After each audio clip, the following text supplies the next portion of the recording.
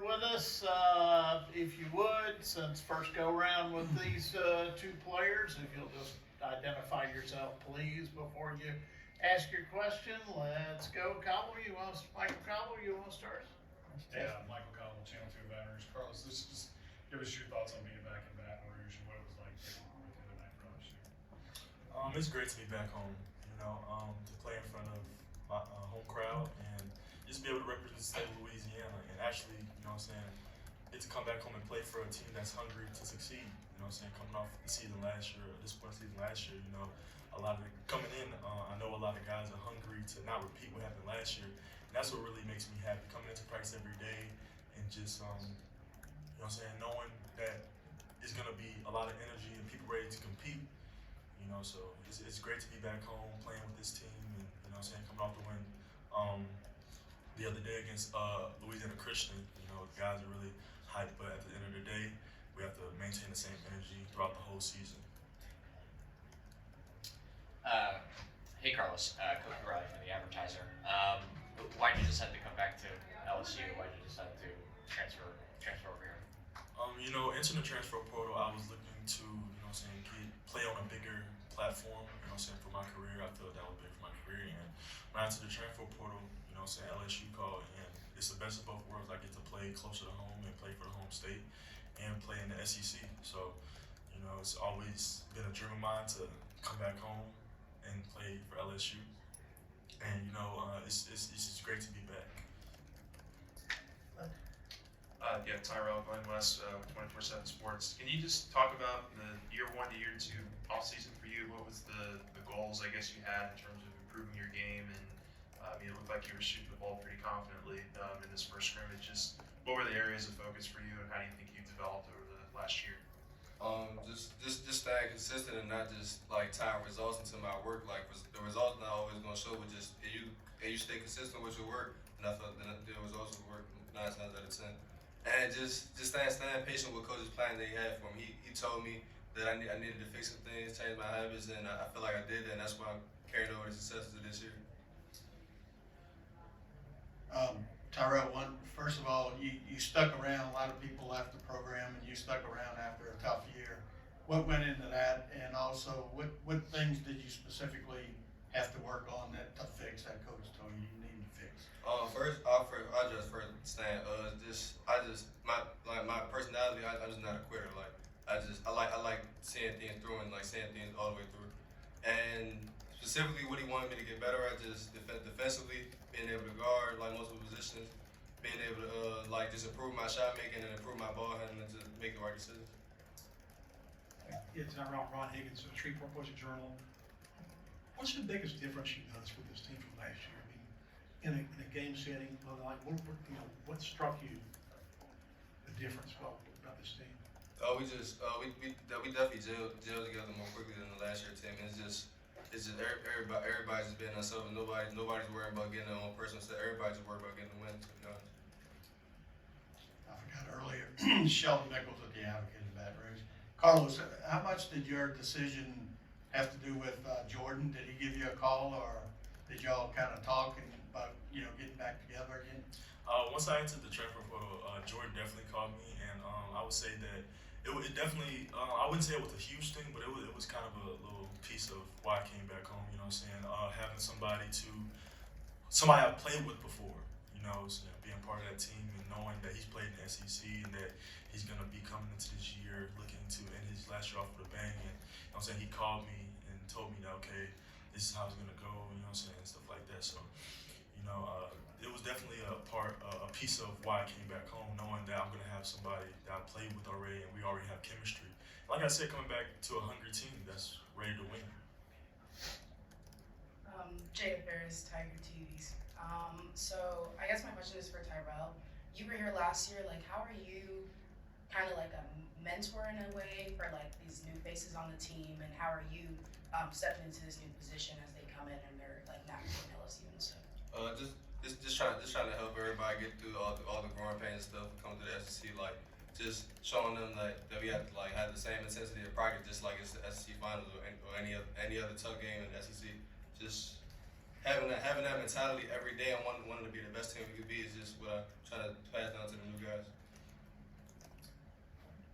Yeah, I guess both of you guys can maybe answer this. I mean, everybody kind of found out in the news yesterday about Jalen. Just curious what, you guys are his teammates, you're probably closer with him than anybody. Just what's his spirits are like right now, and just how can he still contribute to obviously what you guys are trying to do, even if he's not able to play right now. One, I actually talked to Jalen, and he's actually good.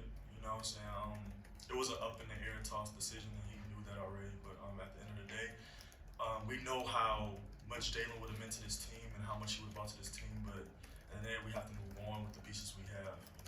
Like I said, we know how much a part of this team, bigger this team he would have been. But we have to move on, and we have to make adjustments to what we have.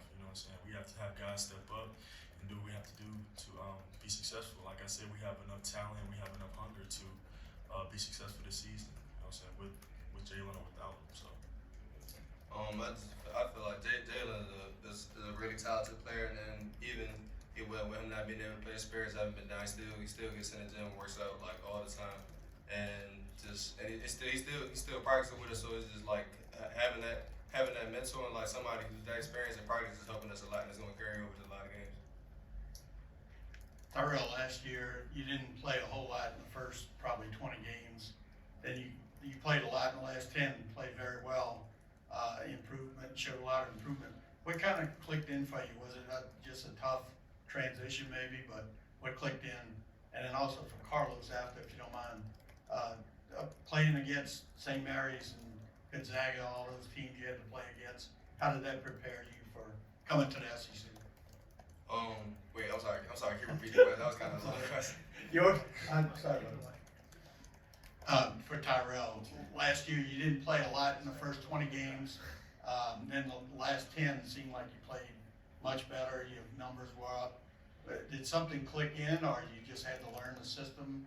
What was the difference there? I feel like just growing up, going through growing pains in my freshman year, and just like showing that consistency like every day. Like it's not about like what you do one day or one game. It's about having a consistent habit so my coach can be able to trust me in all situations. I'll repeat the question. Sorry, guys. Carlos, I was trying to 2 for 1 there. Carlos, when you played several games, a lot of games against St. Mary's, Gonzaga, teams like that. How much did that prepare you to play in the SEC? I noticed you had some good games against them. At the end of the day, it's basketball. I've been playing this my whole life, and you have to put the ball in the hole, and you have to stop your defender. So I really don't comparing, okay, this conference to this conference, because it's just like at the end of the day, it's gonna be adjustments made, but at the end of the day, it's basketball, and I feel like I've been playing this my whole life. I'm preparing for every situation, and the coach is gonna prepare the team for every situation to succeed. So, and I'm not really worried about conference moves or anything. I'm just playing basketball, which I've done my whole life. Carlos, how excited are you to get the season started, and what do you think your team's doing well right now? I'm very excited to get the season started with this team. I think a great thing that we've done so far is compete in practice.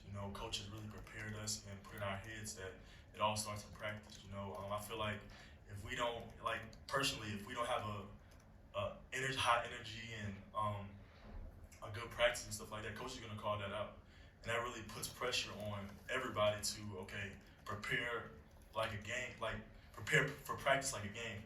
So every day you have to get up, eat, get your good rest, treat your body the right way, because practice is going to be like a game.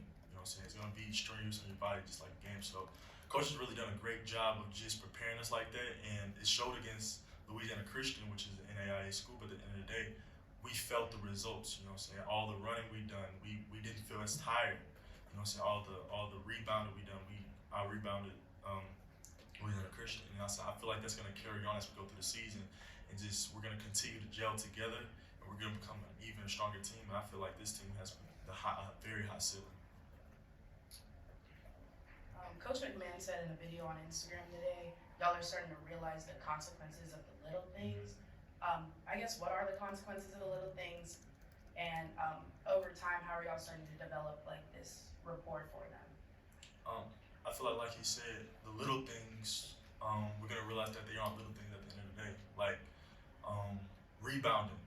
If we don't get those offensive rebounds in that close game, that's gonna be the reason why we lost.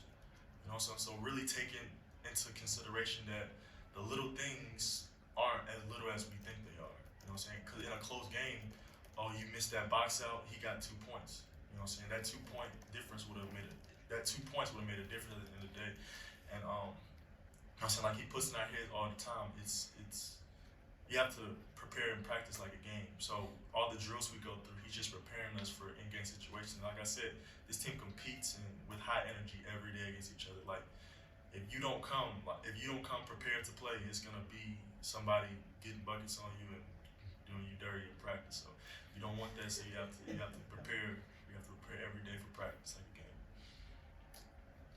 Yeah, Carlos, can you talk about the maturity of your game? Because last week we talked to Jordan, he said Carlos has become a lot more patient the way he plays. Because I guess he remembered you in high school, was more of a just flop it down the court. But can you talk about how you matured as a guard to kind of play under control and play with the foot? I would say just like I said, just growing up and just seeing the game more. You know, knowing that everything's not gonna be fast, and I don't have to go fast all the time. Changing speeds and really assessing and viewing my defense that I have to go against, and that, especially on defense. You know what I'm saying? Really locking in and paying attention to what I have to do for the team to win. You know what I'm saying? It's not gonna be like high school, just transition. You're gonna have to actually go against plays and go against people that scout you. You know what I'm saying? That's the biggest thing. Just growing up and knowing that I'm a veteran now on this team. You know, I'm not a sophomore, freshman anymore. I'm a veteran third year. I'm one of the older guys now. So just knowing that I have to be a leader for this team and know I have to communicate more and do what I have to do to get this team together as an older player now. Anything else, guys? Oh, okay. So how does Jordan games change? I mean, he assessed you, assessed him to his changes. He's seen. Jordan's I mean, I haven't seen Jordan in so many years, but I haven't seen him really play in so many years. I've been focusing on my own career, but comparing him from high school is a huge difference. You know what I'm saying? He's a lot more patient with his game. His body has changed a lot more, and his IQ has changed a lot more, and and he's become a leader. You know what I'm saying? So I would say that Jordan has become a lot better as a player and as a person as well. You know what I'm saying? And that'll take you a long way. So Jordan has really developed as a player, and you can actually see it on the court. The game has really slowed down some, but you can see that. Anything else? All right, gentlemen, thank you. Thank you. Appreciate it very much.